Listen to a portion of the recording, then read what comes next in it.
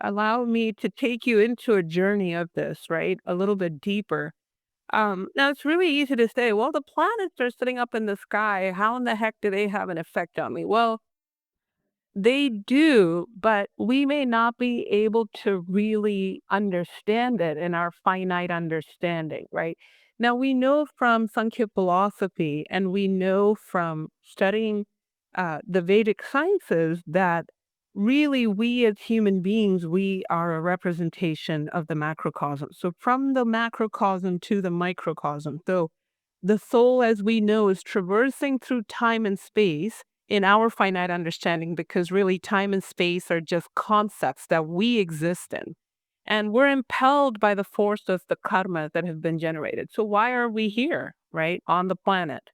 So, we know that human life is about pursuing the four purusharthas or the meaning of life or the goals of life, which is dharma, artha, kama, and moksha.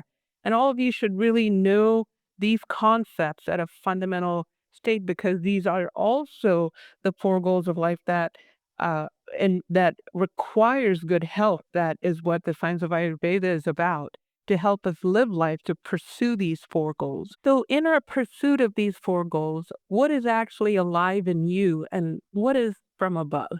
Now, we could take the one view, well, if our fate and destiny is already written, then we really have no control or free will, right? So we could just say that some master puppeteer is sitting about and kind of stringing us along. We really have no control. And then the more rational of us may think, well, what do you mean somebody's controlling me? I am doing, I am in control, I am thinking, I am speaking, whatever. So that's the complete opposite of that I am completely separate and individuated from the supreme self, right? And again, forgive me that I'm going into a little bit of a philosophy here. Um, but I hope you're getting the essence of what I'm trying to say. Or do we adopt a mix of both, right? Is there a little bit of, well, fate and destiny has been written. In Arabic, there's a beautiful word actually that conveys the maktub.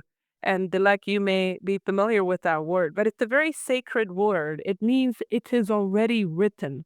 And the ancient philosophers of all cultures, of all ancient cultures, actually knew and understood that things were already written, and we as human beings had to experience it with full presence.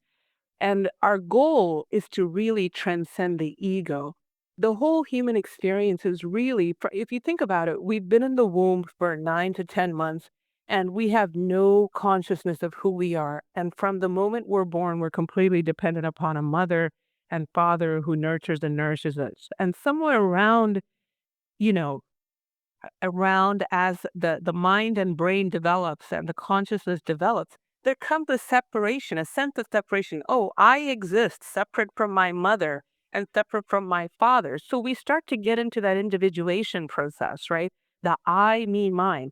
And then our whole life is about living the I, me, mine theory. And somewhere through our life experiences, the goal is to get to moksha, which is to deliver us from the attachment to I, me, mine, and say it's all about thy, thee, thou, and so on. It's nothing about you, right? So if you want to think about karma, you can think about it as this permanent groove in your mind that you're just rotating around. It's always your innate tendencies, your inherent tendencies.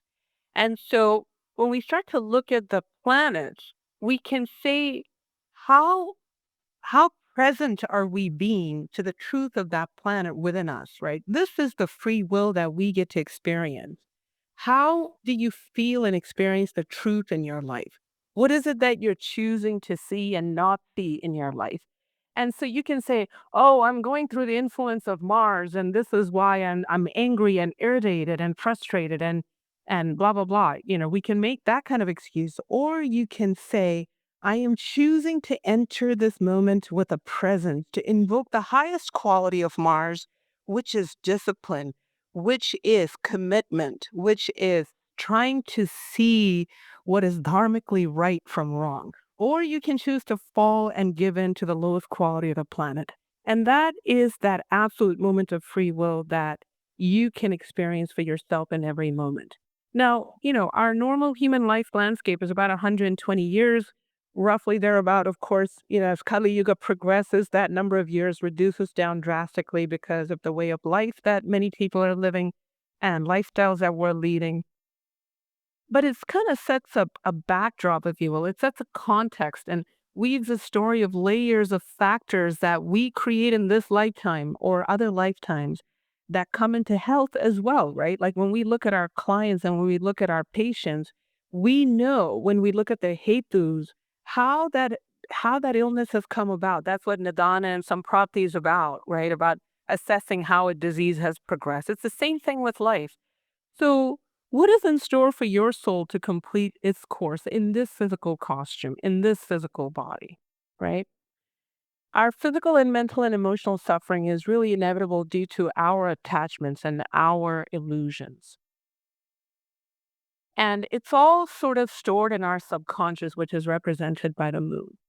And your relationship with each of the planets are reflected in your body mind.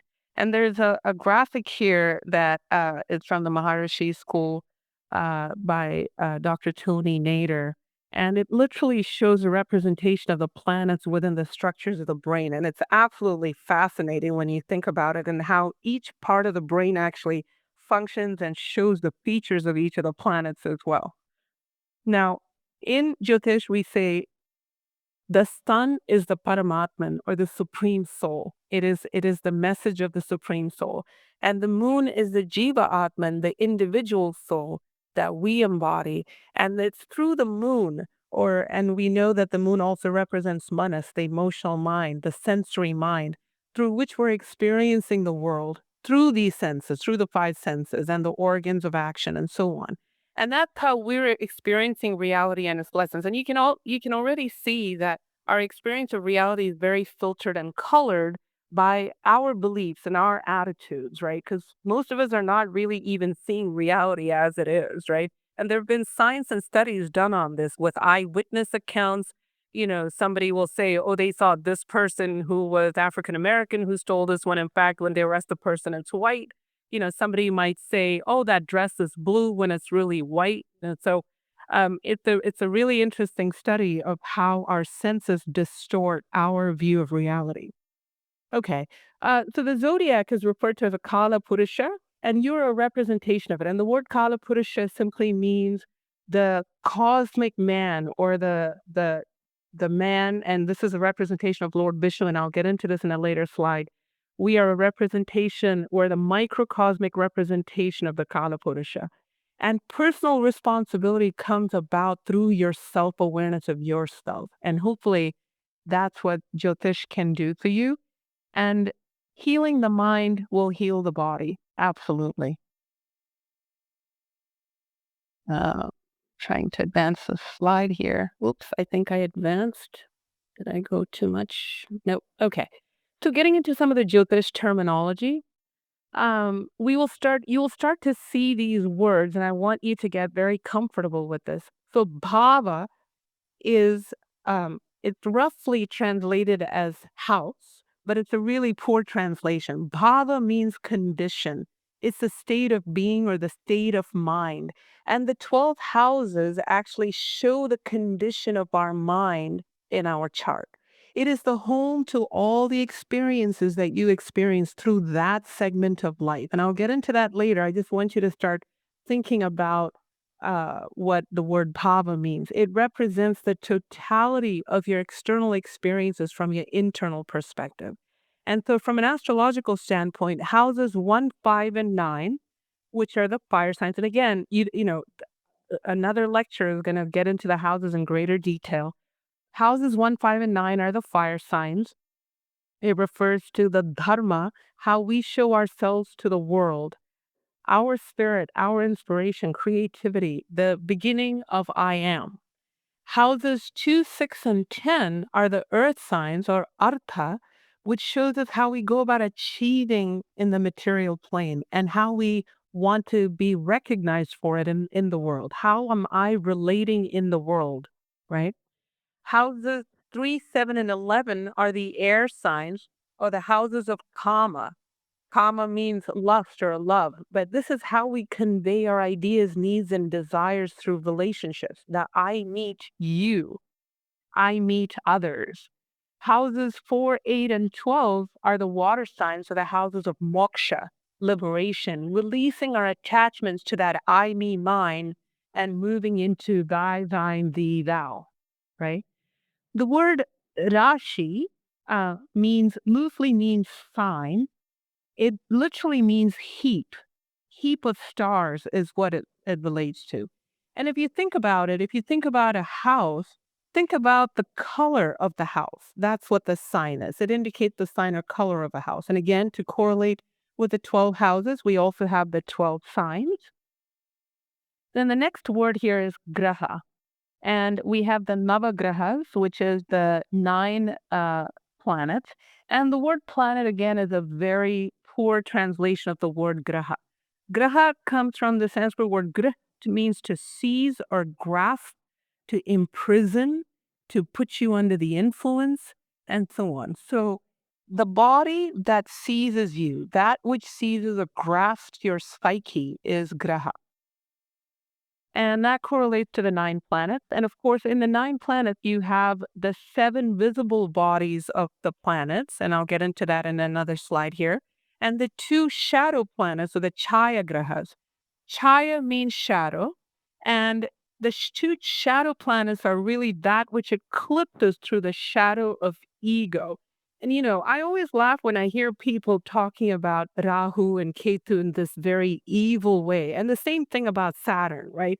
I just think it's so funny, and it just demonstrates to me their complete lack of knowledge and understanding of what the planets literally mean, when all these planets are representations of you and your psyche. So how can he say something is bad when it's already been determined and destined that this is how you are going to express your life in this lifetime? So it also teaches us lessons of criticism and judgment and acceptance of others, but mostly about yourself, right? Because self-acceptance is the only way that where we can learn to accept others. There's also the concept of the 11 upagrahas, which are the other subtler planets, right? And we're not going to bring too much of it into this. These are mathematical points, right?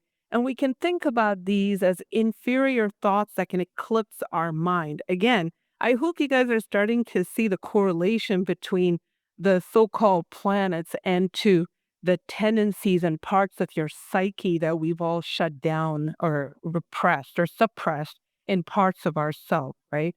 And that's what the grahas really mean, right?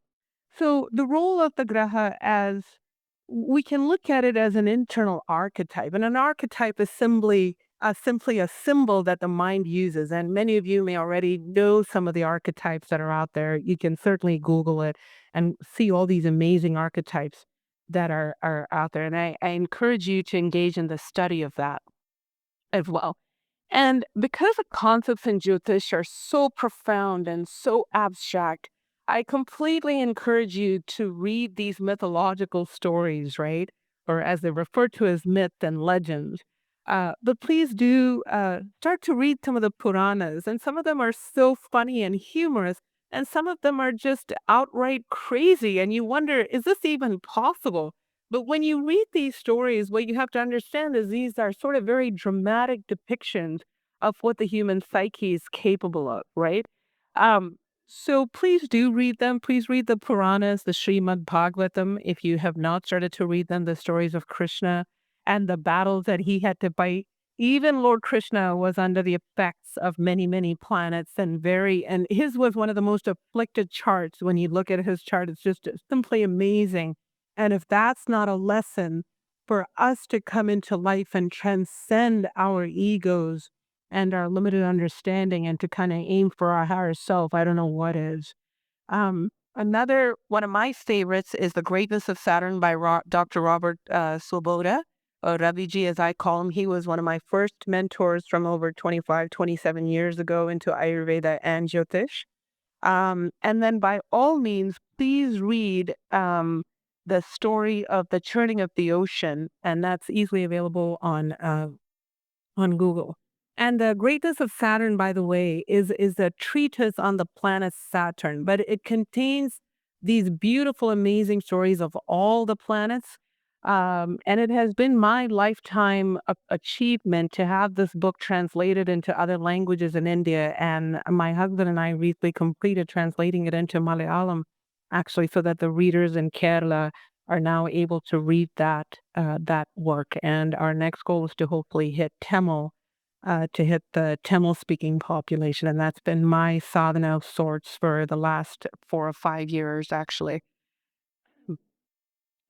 Some more of the terminology, Janma Rashi, again, Rashi, which means heap.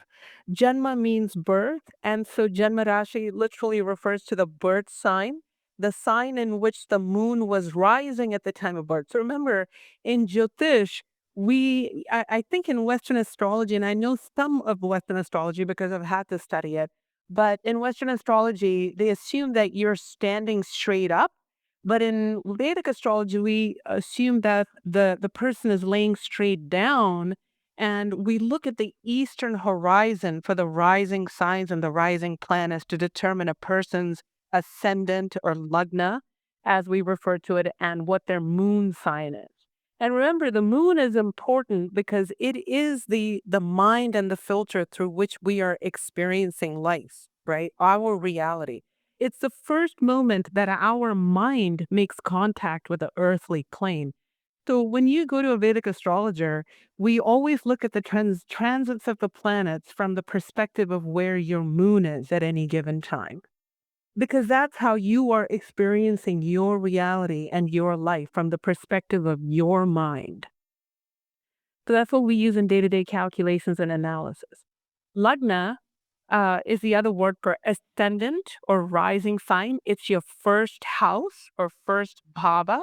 It's the first moment that your soul rises to make contact with the earthly plane. It is that segment of the zodiac through which you've decided to come and make contact with the earthly plane. It is also sometimes referred to as the Udaya Lagna. Udaya means rising. Lagna again means the sign. At the eastern horizon when you were born, it's the very first house that your head was pointing in.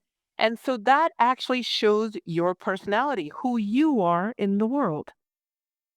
Then we also have the concept of nakshatras. Nakshatra means asterism, and sometimes it's loosely translated as star. It's the constellations of those fixed stars in the sky that I referred to earlier, how the moon traverses through them. So the moon goes through these constellations, these nakshatras, every day. So each day, the moon goes through each of these constellations, and there's 27 of them, and I'll get into it very briefly in a future lecture because it's literally outside the scope of this class. It gets very, very complicated. So that your nakshatra, and each of you have a unique nakshatra that you were born into at the time of your birth. And that defines a lot of the characteristics of your personality. So, for example, my nakshatra is Dhanishta. I know some of your nakshatras, but I won't share it. But please read up on it again. These are available on Google and Wikipedia, and I'll share some of it. So each nakshatra literally takes up residence in a sign. The other word I'd like for you to get familiar with is drishti. Drishti, comes from the Sanskrit word drish, which is to gaze or to look. It refers to the aspect of a graha. And you may have heard of this word aspect. And what does that mean? It's how a planet is looking at another planet or looking at another house. And it kind of tells you the influence that we are in. Under whose influence are we in? Who is looking at who and where is the question, right? And then some of the other terms are naturally benefic, right? What does that mean? Well, benefic word suggests gentle, nice. Saumya is the word. Saumya graha is how we refer to it in Jyotish. The natural tendencies of planets like Jupiter and Venus and the moon are considered natural benefics, right? They're soft, they're juicy, they are full of wisdom, they're teachers. And naturally malefic or cruel planets, the word is graha, are the sun, Mars, and Saturn, for example. The sun burns, Mars is aggressive. Saturn is the disciplinarian with a big stick, right? We also look at the relationships to and from the planets. So, to depict relationships, we say a planet is either inimical to another or friendly to another. And the word for inimical is shatru or mitra, which is friendly. We also have neutral relationships. And one of the neutral planets, and the only neutral planet, is actually Mercury.